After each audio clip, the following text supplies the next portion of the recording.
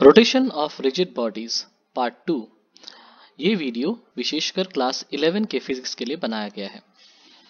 तो आज हम लोग इस वीडियो में पढ़ेंगे parallel and perpendicular axis theorem, radius of gyration, rotational kinetic energy और principle of conservation of angular momentum.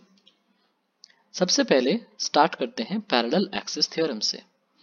यहाँ पर एक रिजिड बॉडी है और एक एक्सिस है। इस एक्सिस पर इस बॉडी को घूमना है, तो यहाँ पर जो मोमेंट ऑफ इनर्शिया है वो कितना है आपको नहीं मालूम, लेकिन आपको मालूम है कि इसके सेंटर ऑफ मास से अगर इसको घुमाया जाएगा, सेंटर ऑफ मास से अगर कोई एक्सिस पकड़ के फिर इसको घुमाया जाएगा तो वो आपको मालूम है। और ये भी मालूम कि इनके बीच का डिस्टेंस है d। मान लेते हैं कि जो मोमेंट ऑफ इनर्शिया निकालना है दैट इज कैपिटल I, और सेंटर ऑफ मास से पास करने वाला जो पैरेलल एक्सिस है उससे जो मोमेंट ऑफ इनर्शिया है दैट इज ICM। तो रिलेशन है I is equal to ICM plus md², m total mass और d है ये डिस्टेंस, इन दोनों पैरेलल एक्सिस के बीच का डिस्टेंस। तो यही हम लोग वर्ड्स में कैसे कहेंगे, the moment of inertia of a body about any axis is equal to the sum of moment of inertia about a parallel axis through its center of mass and the product of mass of the body with the square of perpendicular distance between the two axes। अब इसका proof देख लेते हैं। पहले हमको किसी भी एक 3 डायमेंशन बॉडी को यहाँ पे 2 डायमेंशन में बदलना होगा। देखो इस चित्र को हमने इससे पहले 2 डायमेंशन में किया था। सेंटर ऑफ मास ये है, इस बॉडी से गुजरने वाला एक्सिस, इसके इर्द गिर्द घूमने से मोमेंट ऑफ इनर्शिया ICM, और इस एक्सिस के इर्द गिर्द घूमने से moment of inertia capital I। इन दोनों के बीच का डिस्टेंस स्मॉल हैंड का d, total mass is m। हम इस जो बॉडी है 3 डायमेंशन बॉडी, इसको 2 डायमेंशन में बदलेंगे। कैसे? हम लोग यहाँ पे परपेंडिकुलर लाइंस खींचेंगे। एक एक परपेंडिकुलर लाइन का सेंटर ऑफ मास जो है वो इसी पॉइंट के थ्रू पास करता है जो कि इस प्लेन में है। तो हम इस प्लेन में मान लेते हैं कि ये M3 जो है इस टोटल लाइन की जगह इस पॉइंट पर ये पॉइंट, और M2 जो लाइन है इसका टोटल मास ये पॉइंट, M1 जो टोटल मास है इसका मास ये पॉइंट। तो हम लोग इस तरह से इस 2 डायमेंशन बॉडी को ये डार्क कलर के 3 डायमेंशनल एरिया में बदल देते हैं। अब हम लोग प्रूफ को देखते हैं। ये हम लोग 2 डायमेंशन में कर रहे हैं, एक्स एक्सिस और वाई एक्सिस। ये रहा वो डार्क एरिया, सबसे सेंटर में है सेंटर ऑफ मास, और यहाँ पे कोई भी एक पॉइंट है, पॉइंट नंबर 1 मान लेते हैं, उसका कोऑर्डिनेट है x1 y1। दिख रहा है आपको कि इसके कोऑर्डिनेट्स इस तरह से संबंध होगा। देखो ये अगर YCM है और ये अगर XCM है, तो फिर हम लोग को दिख रहा है कि यहाँ से थोड़ा सा ज़्यादा दूर जाकर हम लोग Y1 पे पहुँचे हैं और थोड़ा सा ज़्यादा दूर जाकर हम लोग X1 पे पहुँचे हैं। तो जितना ज़्यादा दूर गए वो है Y1 प्राइम, और यहाँ पे जितना ज़्यादा दूर गए दैट इज X1 प्राइम। तो कह सकते हैं x1 is equal to XCM plus x1 prime. उसी तरह से y1 is equal to YCM plus y1 prime. अब एक नंबर पार्टिकल के लिए moment of inertia m1 r1 square, इस पार्टिकल के लिए अबाउट दिस एक्सिस, हम लोग इस एक्सिस के ऊपर से निकालना चाहते हैं। That is m1 x1 square plus y1 square. अब हम लोग x1 को ब्रेकअप करके लिखते हैं XCM प्लस x1 प्राइम, वैसे ही y1 को ब्रेकअप करके YCM प्लस y1 प्राइम। फिर हम लोग इसको a plus B whole square के फॉर्मूला में तोड़ेंगे। इसी तरह से I2 के लिए भी आएगा, 2 नंबर पार्टिकल के लिए भी moment of inertia, 3 number particle के लिए मोमेंट ऑफ इनर्शिया, सबको हम लोग जोड़ देंगे तो टोटल मोमेंट ऑफ इनर्शिया निकलेगा। For all particles I is equal to, add कर देते हैं तो समेशन mi, XCM हमेशा सेम रहेगा, YCM हमेशा सेम रहेगा, इसीलिए XCM square plus YCM square इसको अलग ले लिए, और प्लस सिग्मा mi, यहाँ पर XI square, XI prime square और YI prime square I number particles के लिए। और ये जो है XCM X1 था, इसको हम कहेंगे XCM XI, फिर ऐड करना पड़ेगा सबको, और वैसे ही YCM YI सबको ऐड करना पड़ेगा। यहाँ पे देखो जो मासेस हैं वो सबके अलग अलग होंगे, इसीलिए मास जो है वो मल्टीप्लाई करके उसको हम लोग अलग रखें, और एक्सीएम क्योंकि कांस्टेंट है उसको बाहर रखें, वरना हमको ऐसा लिखना पड़ता सिग्मा एम आई फिर 2 एक्सीएम और एक्स आई प्राइम, लेकिन ऐसा नहीं लिखा, हम लोगों ने 2 एक्सीएम को बाहर ले लिया क्योंकि ये कांस्टेंट्स हैं। अब हम लोग आगे बढ़ते हैं, देख लेते हैं इन सब के मतलब क्या है। पहला वाला जो पार्ट है X C M square plus Y C M square, ये है डी स्क्वायर।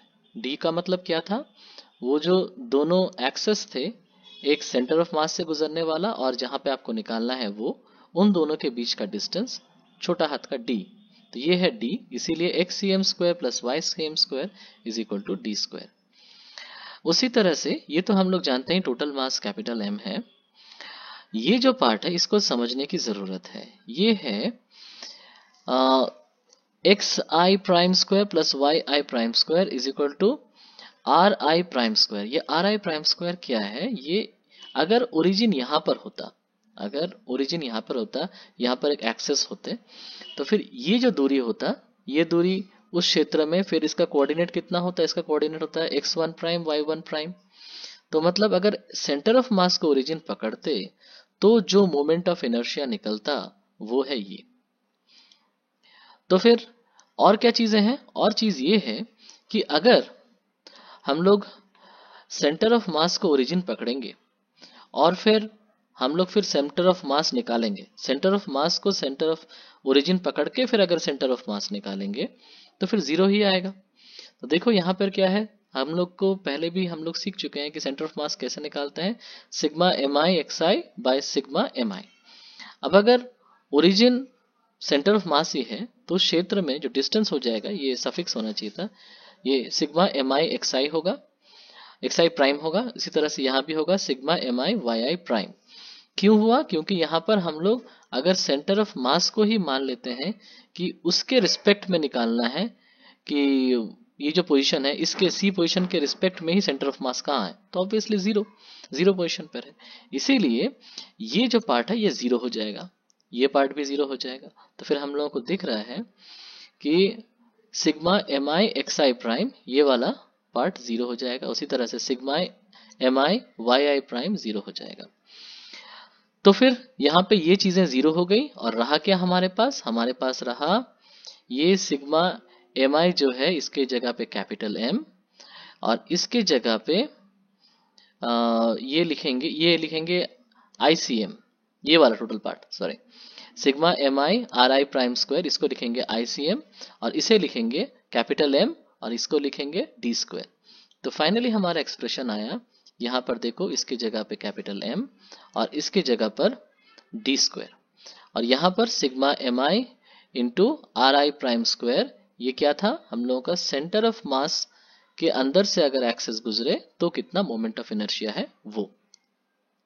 तो पैरेलल एक्सेस थ्योरम अगर उम्मीद करते हैं आपको समझ में आया होगा, अगर नहीं आया तो एक और बार आप फिर से सुनिए, क्योंकि जब तक आप इसको खुद से नहीं सुनेंगे तो क्लियर नहीं होगा, और बेहतर होगा अगर आप इसको फिर से लिखें, लिखने से फिर क्लियर हो जाएगा हर एक बात। नेक्स्ट हम लोग जाते हैं इसके एप्लीकेशंस पर, इसका यूज कहाँ पे है। यूज देखिए इस तरह से कि अगर हमारे पास एक रॉड है, मान लो इस तरह से, इसका moment of inertia about the centre of मास आप जानते हैं, वो है 1/12 ml स्क्वायर। तो सवाल ये है कि अगर यहाँ पर एक्सिस हो और इस एक्सिस को पकड़ के अगर टोटल बॉडी को घुमाया जाए इस तरह से, तो फिर उस क्षेत्र में मोमेंट ऑफ इनर्शिया कितना होगा। तो उसको निकालने के लिए हम लोग पैरेलल एक्सिस थ्योरम का उपयोग करेंगे। ये वाला आपको मालूम है, ये आप निकाल सकते हैं अगर इन दोनों के बीच का डिस्टेंस मालूम है और टोटल मास मालूम है। इन दोनों के बीच का डिस्टेंस है d, ये d है l/2 और ICM आपको दिया हुआ है। तो फिर कितना हो गया मोमेंट ऑफ इनर्शिया इस जगह पर, that is equal to m into D square, D का मतलब l/2, ये तो l का आधा है, लेंथ का आधा है, l/2 का होल स्क्वायर, प्लस ये फॉर्मूला आपको दिया हुआ है 1/12 ml स्क्वायर। इस तरह के एग्जाम में प्रॉब्लम्स आते हैं कि सेंटर ऑफ मास से आपको मोमेंट ऑफ इनर्शिया दे दिया गया और किसी एक दूसरे पैरेलल एक्सिस के इर्द गिर्द आपको मोमेंट ऑफ इनर्शिया निकालने दिया गया। तो इसको आप सॉल्व करके देख सकते हैं कि ये 1/3 ml स्क्वायर आएगा। तो पैरेलल एक्सिस थ्योरम के बाद हम लोग परपेंडिकुलर एक्सिस थ्योरम पढ़ते हैं। परपेंडिकुलर एक्सिस थ्योरम इस तरह से है कि मान लो एक लैमिना है, लैमिना का मतलब समान मोटाई का एक प्लेन, एक सरफेस या फिर एक बॉडी जिसका मोटाई हर जगह पे समान है। 3 डायमेंशनल बॉडी हो सकता है, 3 डायमेंशनल बॉडी लेकिन उसका मोटाई हर जगह समान है, तो इसको हम लैमिना कहते हैं। अभी अगर कोई लैमिना है तो उससे परपेंडिकुलर जो एक्सिस है उसके लिए जो मोमेंट ऑफ इनर्शिया है दैट इज आई जेड, और उस लैमिना के ऊपर दो होंगे एक्सिस एक्स और वाई, तो वहां पे moment of inertia I x और आई वाई, इनके बीच में संपर्क निकालना है हम लोगों को। तो moment of inertia of a plane lamina Iz about an axis perpendicular to its plane is equal to the sum of moment of inertia Ix plus Iy about two mutually perpendicular axes lying on the plane of the lamina and intersecting each other at a point through which the perpendicular axis passes। ये perpendicular axis जिस point से गुजर रहा है वहां पर आप दो और म्यूचुअली परपेंडिकुलर एक्सिस खींचिए। अगर z एक्सिस आपको मालूम है तो उसी पॉइंट पर x और y एक्सिस खींचिए। तो x के इर्द गिर्द जो घुमाने से जो मोमेंट ऑफ इनर्शिया आएगा, y के इर्द गिर्द घुमाने से जो मोमेंट ऑफ इनर्शिया आएगा, दोनों को ऐड कर देंगे तो z के इर्द गिर्द घुमाने से जो मोमेंट ऑफ इनर्शिया आएगा that is equal to it. मतलब Iz is equal to I x plus I Y. इसका प्रूफ देख लेते हैं। पार्टिकल नंबर 1 के लिए सोचिए यहाँ पे बहुत सारे पार्टिकल है, ये नंबर 1 पार्टिकल है। इसके लिए हम एक्स एक्सिस में कितना मोमेंट ऑफ इनर्शिया का कोऑर्डिनेट देखो क्या है, I x one is equal to m one Y one square. क्यों? अगर आप एक्स एक्सिस पर पकड़ के घुमाएंगे तो जो दूरी होगी यहाँ से यहाँ तक, ये दूरी होगी आपकी वाई वन, इसीलिए आई एक्स वन है M one Y one square. उसी तरह से आई वाई वन मतलब अगर y कोऑर्डिनेट में एक नंबर पार्टिकल के लिए अगर ये y एक्सिस को स्थिर रख के इसके ऊपर बॉडी को ऐसे ऐसे घुमाएंगे आप, तो फिर उस स्थिति में जो डिस्टेंस आएगा ये वाला डिस्टेंस दैट इज x1, इसीलिए I y one is equal to m one x one square. और अगर z एक्सिस को फिक्स मान के टोटल बॉडी को z एक्सिस के परपेंडिकुलरली घुमाएंगे तो जो डिस्टेंस आएगा ऑब्वियसली दैट इज d1। तो ऐसे हम लोग अलग अलग पार्टिकल्स के लिए d1 के d ही पकड़ना चाहिए, d1 भी पकड़ सकते हैं, कोई दिक्कत नहीं। अभी हम लोग सारे पार्टिकल्स के लिए ऐड करेंगे तो इस तरह से टोटल ऐड हो जाएगा। यहाँ पर आप d1 दे सकते हैं। तो फिर ith पार्टिकल के लिए m1 mi yi स्क्वायर, फिर mi i xi square, mi di square, ऐसे ix iy और iz आएंगे। रिलेशन देख लेते हैं। अगर ix और iy ऐड करेंगे तो सिग्मा एम आई आपने कॉमन ले लिया, X I square plus Y I square, और that is equal to D I square आप जानते हैं। इसीलिए हम लोग कह सकते हैं कि ये तो आपको मिल रहा है आई जेड सिंपल, इसीलिए I x plus I y is equal to I z. तो परपेंडिकुलर एक्सिस थ्योरम में अगर आप किसी लैमिना से परपेंडिकुलर जानते हैं कि कितना है मोमेंट ऑफ इनर्शिया, तो फिर उससे परपेंडिकुलर दो और जो एक्सिस हैं वहां पे जो मोमेंट ऑफ इनर्शिया है उनको ऐड करने से इसके साथ बराबर होगा। इसके एप्लीकेशंस देखते हैं कहाँ पे इसका यूज होता है। मान लेते एक रिंग है अंगूठी जैसा, इसको सेंटर से पास हो रहा है एक एक्सिस, ऐसे गोल गोल घूम रहा है, तो उसका मोमेंट ऑफ इनर्शिया आपको मालूम है। सोचिए आपको इधर से और इधर से निकालना है, मतलब एक्स एक्सिस में और वाई एक्सिस में निकालना कितना है। अब जेड एक्सिस में तो आपको मालूम है कि एम आर स्क्वायर फॉर्मूला होता है, तो एक्स एक्सिस और वाई एक्सिस का फॉर्मूला कैसे निकालेंगे? परपेंडिकुलर एक्सिस थ्योरम से, क्योंकि ये सिमेट्रिक हैं, एक जैसे हैं, एक्स एक्सिस और वाई एक्सिस एक जैसे ही हैं अगर किसी भी तरह से घुमा के देखें तो फिर ये दोनों एक जैसे हैं। तो एक आई एक्स और आई वाई की जगह परपेंडिकुलर एक्सिस थ्योरम तो यही कहता है I x plus I y is equal to I z. तो फिर आई एक्स की जगह भी आई वाई की जगह भी आई, क्योंकि दोनों इक्वल है, is equal to I z. तो two I is equal to I z, तो I is equal to I z by two, मतलब एम आर स्क्वायर का by two, half m r square. इस तरह से आप परपेंडिकुलर एक्सिस थ्योरम का use करके एक्सिस कहीं और है तो कहीं और दूसरे जगह पे एक्सिस से आप निकाल सकते हैं कि क्या होगा मोमेंट ऑफ इनर्शिया। दोनों को भी कहीं कहीं पे यूज करना पड़ता है, पैरेलल एक्सिस थ्योरम और परपेंडिकुलर एक्सिस थ्योरम, और उसके सहारे आप अलग अलग सिचुएशंस में अलग अलग बॉडीज के अलग अलग एक्सिस में मोमेंट ऑफ इनर्शिया निकाल सकते हैं। अब हम लोग आ जाते हैं रेडियस ऑफ गायरेशन, बहुत इंपॉर्टेंट है एग्जाम के लिहाज से। अगर मान लेते हैं जो पोजिशंस हैं R1 R2 R3, जैसे आपने मोमेंट ऑफ इनर्शिया के डेफिनेशन में देखा था, तो वहां से हम लोग को मालूम है कि टोटल मोमेंट ऑफ इनर्शिया का फॉर्मूला कितना है, जितना m1 r1 square m2 r2 square m3 r3 square, इन सबको ऐड कर देना, that is moment of inertia. लेकिन अगर इन सब के जगह पे अगर हम एक सिंगल पॉइंट पकड़ते हैं और उसका मास होता है इस टोटल बॉडी के मास के बराबर, m1 plus m2 plus m3 जितना भी है सबके मास के बराबर, और वो कितना डिस्टेंस पे होता, मान लो कि k डिस्टेंस पे होता, और होने से वो सेम मोमेंट ऑफ इनर्शिया जीता जितना कि यहाँ पे। मान लेते हैं कि यहाँ पर मोमेंट ऑफ इनर्शिया निकला 50 kg मीटर स्क्वायर, तो यहाँ भी 50 kg मीटर स्क्वायर निकल रहा है, सेम मोमेंट ऑफ इनर्शिया निकल रहा है। अगर उस बॉडी का टोटल मास हम किसी एक पॉइंट पर पकड़े जो कि k डिस्टेंस दूर है और तब घुमाएं, तो इस k डिस्टेंस को हम लोग कहेंगे रेडियस ऑफ गायरेशन। मतलब इस सॉलिड बॉडी को एक पॉइंट बॉडी में पकड़ लें और घुमाएं और सेम मोमेंट ऑफ इनर्शिया निकले, then that distance is called radius of gyration. तो यहां से देखो, यहां से k का value root over I by M निकल गया। अगर तुमको moment of inertia total mass मालूम है तो रेडियस ऑफ गायरेशन पता है। The distance of the point from the axis of rotation, ये एक डिस्टेंस है from the axis of rotation, where if the whole mass of the body is assumed to be concentrated, जहां पर total mass को मान लेते हैं कि कॉन्सेंट्रेट किया है, will give the same moment of inertia as the whole body, तो फिर सेम मोमेंट ऑफ इनर्शिया मिलेगा। होल बॉडी का जितना मोमेंट ऑफ इनर्शिया, इस पॉइंट का भी वही मोमेंट ऑफ इनर्शिया आएगा। कुछ एग्जांपल्स हैं, एग्जाम में रेडियस ऑफ गायरेशन निकालने देता है। ये सिंपल रॉड का एग्जांपल देख लेते हैं। यहाँ पे मोमेंट ऑफ इनर्शिया का फॉर्मूला आपको मालूम है, मास से डिवाइड कर देना है, रूट ओवर कर देना है, दैट्स इट। सिंपल इस तरह से हम लोग निकाल सकते हैं रेडियस ऑफ गायरेशन। फिर से बोल रहा हूँ, मोमेंट ऑफ इनर्शिया को मास से डिवाइड करके स्क्वायर रूट, ये आपका निकल जाएगा रेडियस ऑफ गायरेशन।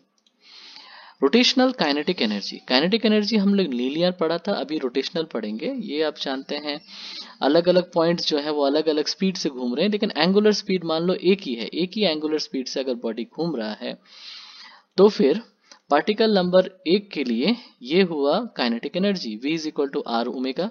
देखो, क्योंकि सभी बॉडीज एक चक्कर लगाने में एक ही समय लगाते हैं, तो फिर हम लोग कहेंगे कि सबके एंगुलर वेलोसिटी सेम है, इसीलिए ओमेगा 1 ओमेगा 2 नहीं, सबके लिए ओमेगा ही पकड़े। सारे पार्टिकल्स के लिए इसको जोड़ देना पड़ेगा। जोड़ने के बाद ओमेगा स्क्वायर कॉमन ले सकते हैं, हाफ कॉमन ले सकते हैं, और ये क्या है, ये मोमेंट ऑफ इनर्शिया है। इसीलिए हम लोग कह सकते हैं कि kinetic energy is equal to half I omega square, बिल्कुल जैसे हाफ एम वी स्क्वायर होता है वैसे यहां पर है। अब हम लोग नेक्स्ट देख लेते हैं rotational kinetic energy and work done. Rotational kinetic energy and work done, इसके बीच में क्या संपर्क है? वर्क एनर्जी थ्योरम हम लोग पढ़ चुके हैं। वर्क एनर्जी थ्योरम ये कहता है कि work done is equal to change in kinetic energy, work done is equal to change in kinetic energy. तो यहां पर देखो, change in kinetic energy K2, kinetic energy 2 minus kinetic energy 1।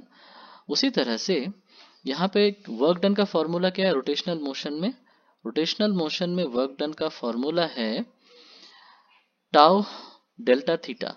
यहाँ पे फोर्स इंटू डिस्प्लेसमेंट नहीं होता है, torque into angular displacement is equal to change in kinetic energy. Kinetic energy का फॉर्मूला थोड़ी देर पहले हम लोगों ने देखा।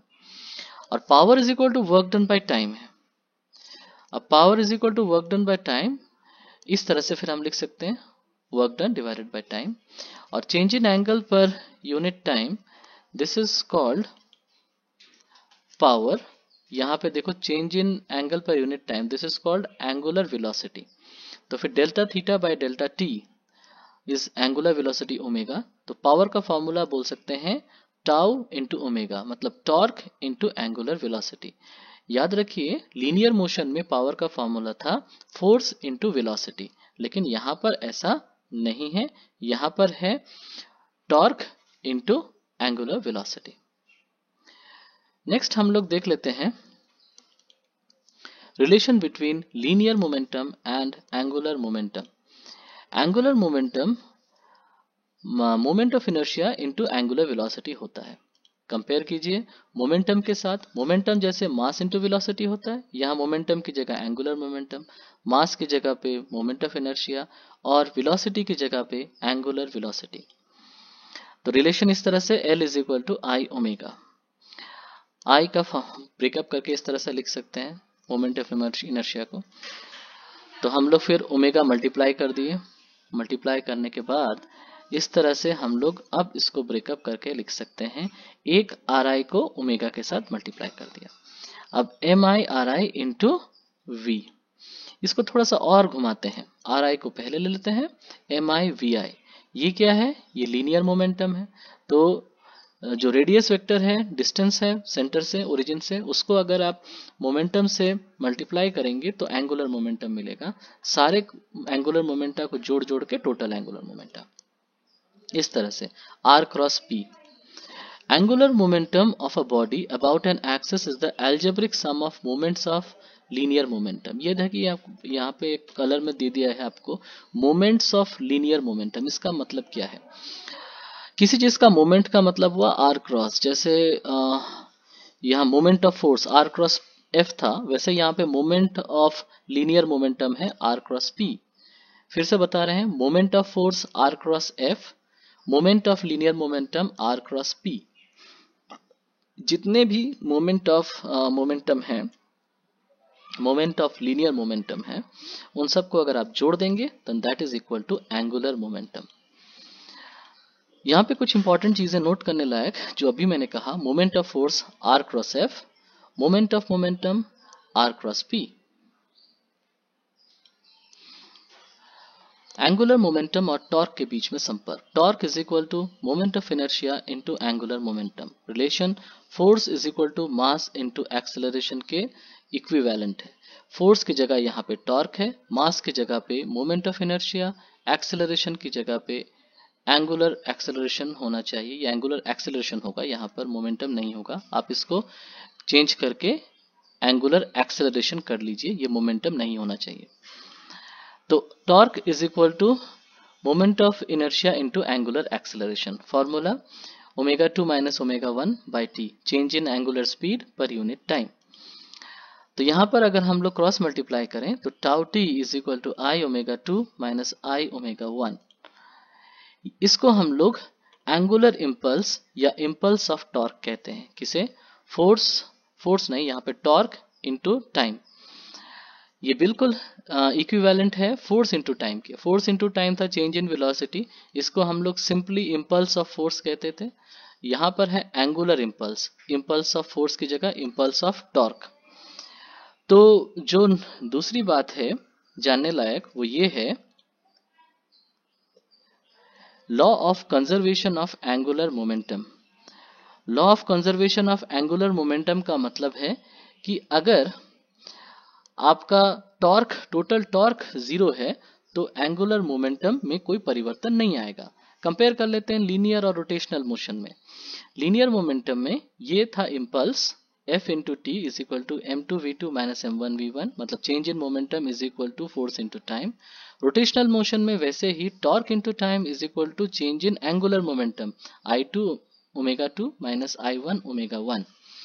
अब अगर इसे इम्पल्स ऑफ फोर्स कहेंगे तो इसे कहेंगे एंगुलर इम्पल्स या impulse of torque. External force अगर 0 है, बाहर से कोई फोर्स नहीं दिया हुआ है, तो ये पार्ट 0 हो गया, मतलब चेंज नहीं होगा, मोमेंटम में चेंज नहीं होगा। ये देखो m2v2 minus m1v1 is equal to 0, no change in momentum. ठीक वैसे ही यहाँ पर अगर एक्सटर्नल टॉर्क 0 है, बाहर से कोई रोटेशनल टेंडेंसी नहीं है घुमाने का, तो फिर उस क्षेत्र में जो एंगुलर मोमेंटम का परिवर्तन है that is also 0, so they will be no change in angular momentum.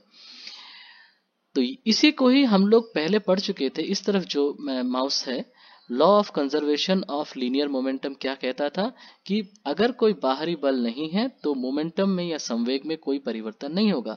ठीक उसी तरह से यहाँ पर है law of conservation of angular momentum, जो कहता है कि एक्सटर्नल टॉर्क नहीं होगा तो चेंज इन एंगुलर मोमेंटम नहीं होगा, मतलब angular momentum will be conserved, वो जैसा था एंगुलर मोमेंटम उतना ही रहेगा। अब इसके कुछ एप्लीकेशंस देख लेते हैं डेली लाइफ के। एक हाई डाइविंग है, जहाँ पर ओलंपिक्स में देखो एक बहुत ऊंची जगह से पानी में छलांग लगाने पड़ता है, और जितने ज़्यादा रोटेशंस कर सकते हैं लोग उसके हिसाब से पॉइंट्स मिलते हैं। तो ज़्यादा रोटेशन कैसे कर पाते हैं वो, ये देखो, बाहर से कोई एक्सटर्नल टॉर्क नहीं है, वो खुद अपने आप घुमा रहे हैं। अगर अपने आप घुमा रहे हैं तो पहले भी जितना मोमेंटम था एंगुलर मोमेंटम, बाद में भी उतना ही एंगुलर मोमेंटम होना चाहिए। तो क्या किया जाता है कि अगर अगर आप इसको कम कर दें मोमेंट ऑफ इनर्शिया को, तो फिर ओमेगा बढ़ जाएगा, क्योंकि दोनों को गुना करके तो उतना ही रहना चाहिए। इसीलिए जब देखो यहाँ से डाइव करना शुरू किया गया तो इन्होंने अपना बॉडीज क्लोज में ले आई है, हाथ और पांव क्लोज ले आए। जब हाथ और पांव क्लोज आ गए तो ये बहुत फास्ट स्पिन करना शुरू कर दिए, क्योंकि आई छोटा हो गया। आई छोटा हो जाएगा तो ओमेगा बढ़ जाएगा, एंगुलर वेलोसिटी बढ़ जाएगा। Bringing arms and legs closer reduces moment of inertia and hence increases angular velocity. एक और एग्जांपल ये देखिए, यहाँ पर एक लड़की इस तरह से जब अपने आप को एक आइस स्केटिंग कर रही है, आइस बर्फ के ऊपर स्केटिंग कर रही है, तो ये अपने आप को बहुत फास्ट स्पिन करवा सकती है। कैसे कि टोटल एंगुलर मोमेंटम जितना है दैट इज आई ओमेगा, यहाँ पर ये आई को छोटा करेगी तो ओमेगा बढ़ जाएगा। आई छोटा करने के लिए आई का फॉर्मूला क्या होता है, sigma M I R I square. तो अगर आर को आप छोटा करेंगे, मतलब एक्सिस से आपके जो अलग अलग पॉइंट्स हैं उनकी दूरी को घटा देंगे, तो मोमेंट ऑफ इनर्शिया कम हो जाएगा। इसीलिए अपने बॉडी को एक्सिस के जितना करीब लाएंगे मोमेंट ऑफ इनर्शिया कम हो जाएगा, और मोमेंट ऑफ इनर्शिया कम हो जाने से एंगुलर स्पीड बढ़ जाएगा, क्योंकि I omega is equal to I dash omega dash, मतलब I one omega one is equal to I two omega to.